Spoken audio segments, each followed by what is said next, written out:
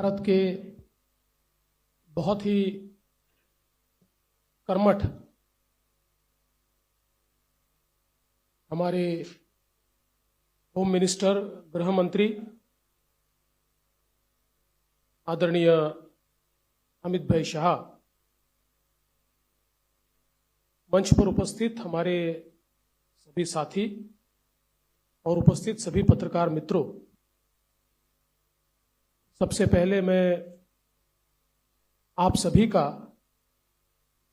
इस संकल्प पत्र विमोचन में बहुत बहुत स्वागत करता हूं और हमें बहुत खुशी है कि जिनकी प्रेरणा से इस पूरे भारत में हम लोग काम करते हैं, ऐसे हमारे प्रधानमंत्री माननीय नरेंद्र मोदी जी, इनके संकल्पों को महाराष्ट्र में यथार्थ में लाने का काम इस संकल्प पत्र के माध्यम से हो रहा है।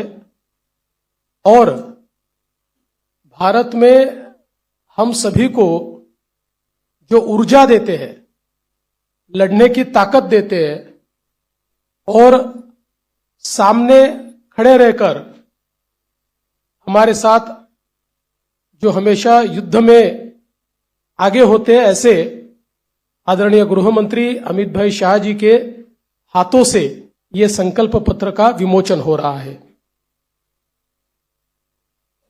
हे संकल्प पत्र म्हणजे विकसित भारताकरता विकसित महाराष्ट्र तयार करण्याचा रोडमॅप आहे। मी आपल्याला आठवण करून देतो, 2014 साली आम्ही एक संकल्प पत्र जारी केलं होतं आणि 2019च्या निवडणुकीला सामोरं जाताना त्या संकल्प पत्रातल्या कुठल्या कुठल्या गोष्टी आम्ही पूर्ण केल्या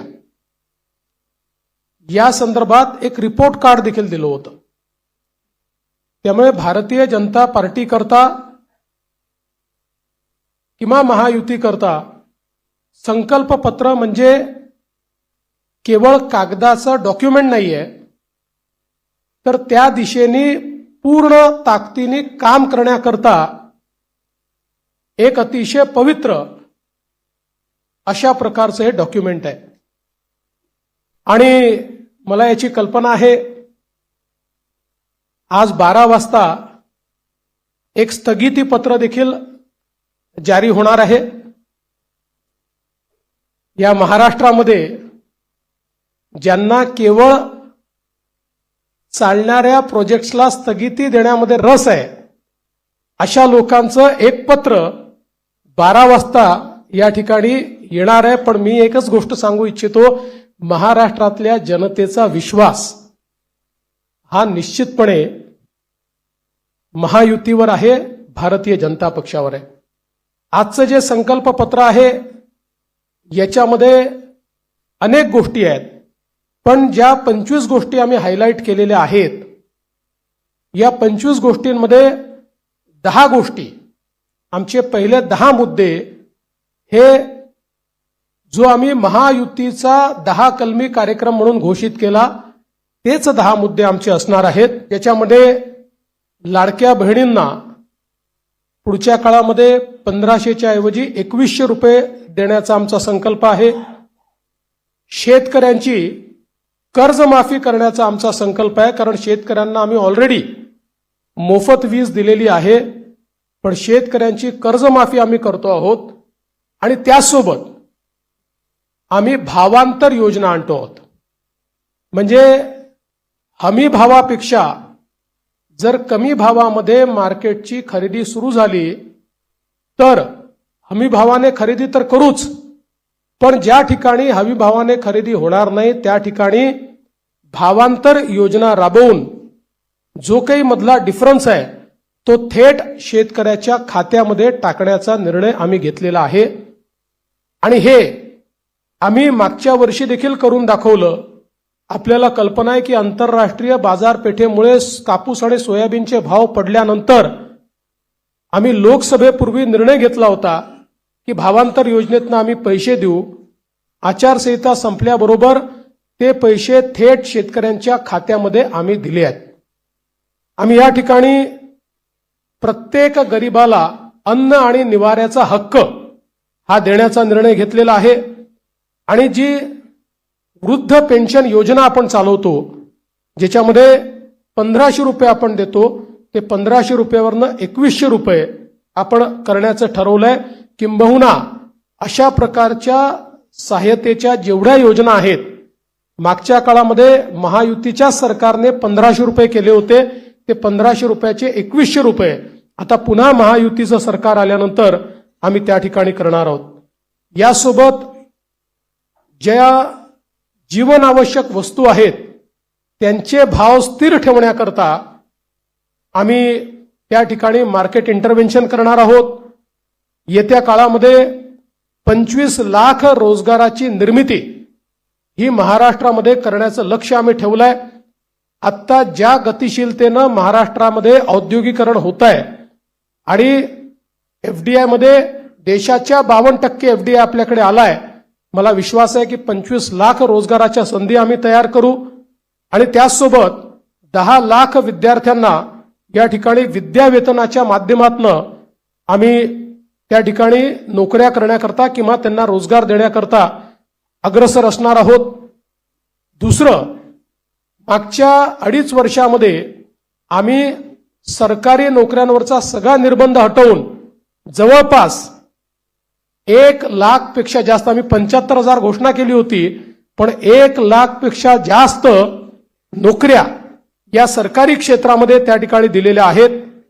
आणि यासोबत आमचा प्रयत्न आहे की जो गरीब किंवा मध्यमवर्गीय आहे याला सौर आणि अक्षय ऊर्जेचा वापर करून त्याच्या वीज बिलामध्ये 30% सूट हे आम्ही त्याला देण्याचा प्रयत्न करणार आहोत.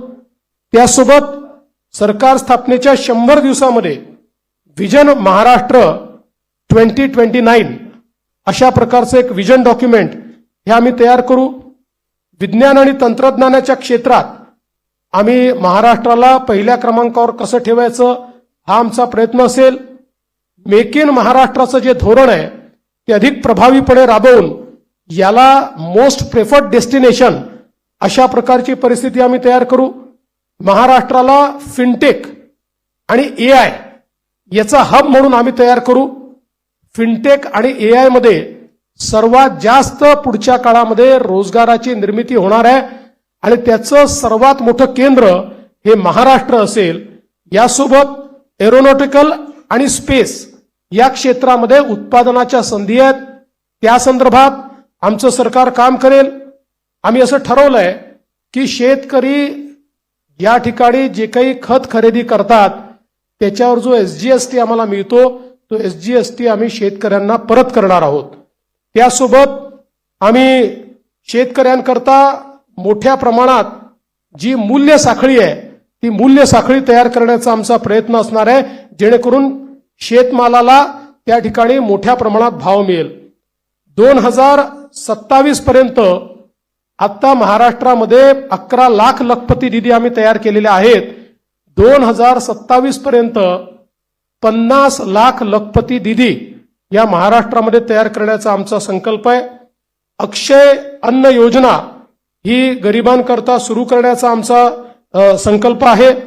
आणि या ठिकाणी महारथी म्हणजे Maharashtra advance robotic and AI training hub initiative या नावानं मोठ्या प्रमाणात लॅब्स आम्ही तयार करणार आहोत, ज्यातनं या क्षेत्रातली ट्रेन मॅनपॉवर ही आपल्या कॉलेजेसमध्ये आणि शाळेमध्ये सुरू होईल आणि पुढच्या काळात ती पूर्णपणे तयार असेल.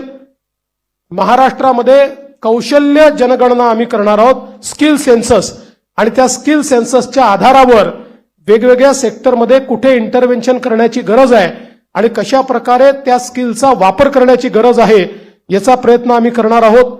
यासोबत छत्रपती शिवाजी महाराज आकांक्षा केंद्र हे आम्ही तयार करणार आहोत, ज्याच्यामध्ये कोवर्किंग स्पेसेस असतील, इन्क्युबेशनच्या सुविधा असतील, ज्यातनं स्टार्टअप्समध्ये मोठ्या प्रमाणात विद्यार्थी असो किंवा स्टार्टअप करणारे जे नवतरुण असतील या सगळ्यांना एकत्रितपणे शेअर्ड पद्धतीनं सगळ्या प्रकारच्या प्लग अँड प्लेच्या सुविधा आम्ही देऊ. त्यांना इन्व्हेस्टमेंट न करता आपला व्यवसाय हा त्या ठिकाणी सुरू करता येईल. उद्योजकांना देखील नवीन उद्योजक तयार करण्याकरता 15 लाखापर्यंत बिनव्याजी कर्ज हे देण्याचा आमचा प्रयत्न आहे. आमचे जे विविध महामंडळ आम्ही तयार केलेले आहेत विविध घटकांकरता त्यांना हे बिनव्याजी कर्ज 15 लाखापर्यंत देण्याचा आमचा निर्णय.